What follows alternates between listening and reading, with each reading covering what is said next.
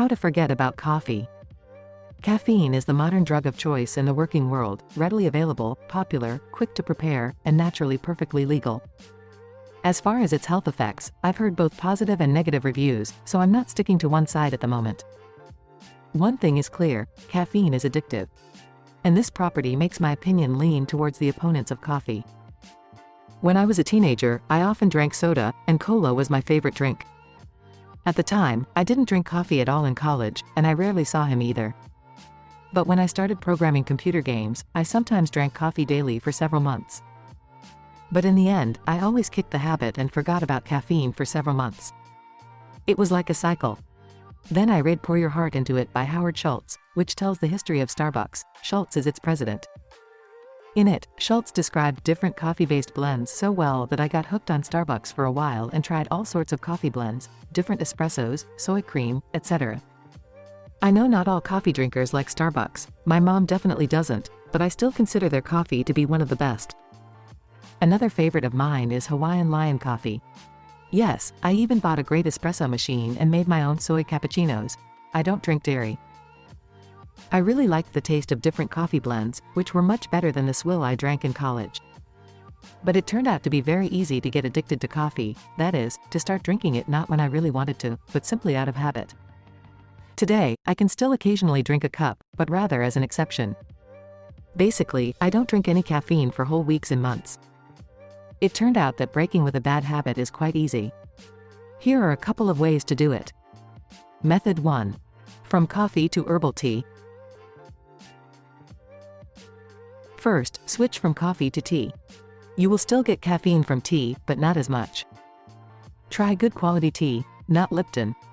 Personally, I like Earl Grey and green tea. It was easy for me to switch right away.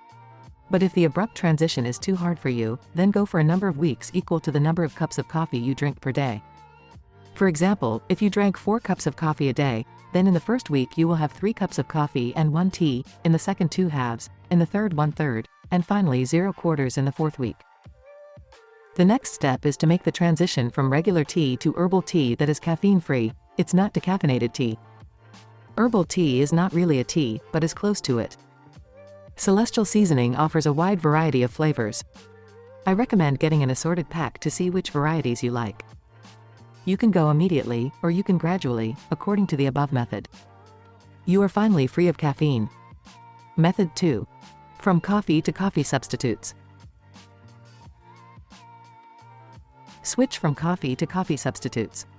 They relate to coffee in much the same way that herbal tea does to regular tea, and naturally, they are caffeine-free. A coffee substitute is not real coffee, but a ground mixture of different grains, nuts, dried fruits and natural flavors that you can load into a regular coffee maker and make something similar in taste and appearance to coffee. Some of the coffee substitutes I've tried have been very bitter and, well, disgusting. After trying a few different types, I found one that I really liked, Teachina. I buy it from Whole Foods. It tastes the best I've ever tasted and comes in many flavors: vanilla, coffee, hazelnut, chocolate mint, almond amaretto, etc. Sometimes I mix different flavors together and it makes interesting blends. While I usually still prefer the rich flavor of a good cup of Sumatran coffee, this coffee substitute is not bad overall. It has a taste similar to coffee but has its own flavor and is not as sour as coffee. I usually add a little rice milk, to each cup to make it more like coffee with cream. A good method to switch to a coffee substitute is to mix it with regular coffee before adding it to the coffee filter. That is, if you usually put in 4 scoops of ground coffee, then try 3 scoops of coffee and 1 scoop of coffee substitute for the first week, and then continue the transition in the same way as the first method. Since addiction to coffee is partly due to the desire to have a warm drink, the 2 methods above focus on this point. I myself really like to drink something warm, especially in winter. I even have a small 1-cup warmer on my desk. I usually switch between Teachina and herbal tea every few weeks. Today I have already drunk 2 cups of vanilla Teachina. I think a similar process can be used to switch from soda to something else, like water or juice, but I've never had a hard time quitting soda.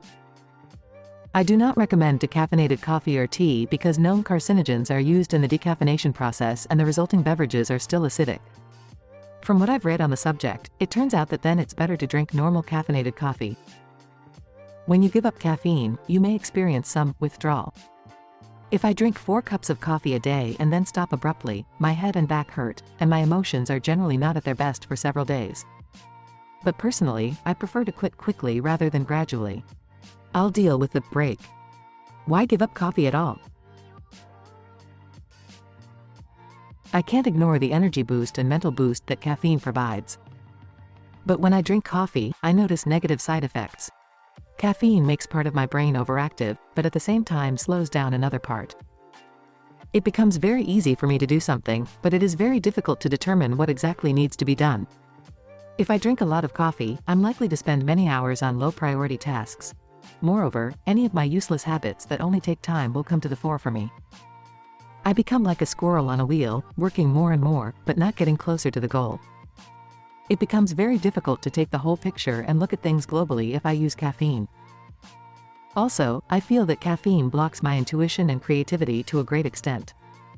I lack subtle sensory perception, and thinking becomes too linear. Although sometimes it is useful. If I have a lot of simple mechanical work to do, and I have a list with a clear sequence of actions, then a cup of coffee will quickly guide me through this list. But if I have to sit down and do some high-level work, such as making my plan for the next quarter, then caffeine will ruin my thought process and dramatically reduce my ability to concentrate. With caffeine, my brain works too fast and it's hard to focus on just one thing. Plus, caffeine definitely ruins my sleep patterns.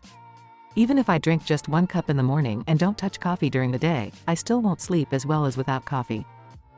I wake up in the middle of the night or find it hard to get out of bed in the morning. When I don't consume caffeine, I sleep more restfully and wake up easily. Besides, I don't feel like sleeping at noon. Last but not least, caffeine raises my temperature, including when I sleep. In order to feel comfortable, I have to turn on the air conditioner, which means another hidden cost. Teachina has a nice page on the top reasons to be caffeine-free. I'm not saying you need to cut out coffee completely, but I don't think it's a good idea to be addicted to it for a whole year in a row, especially if you're experiencing a decline in intuition, creativity and global thinking, which happened to me. If you find yourself addicted, try one of the methods outlined above, switching to herbal teas or coffee substitutes. Then you will still have a warm drink, EO, without side effects.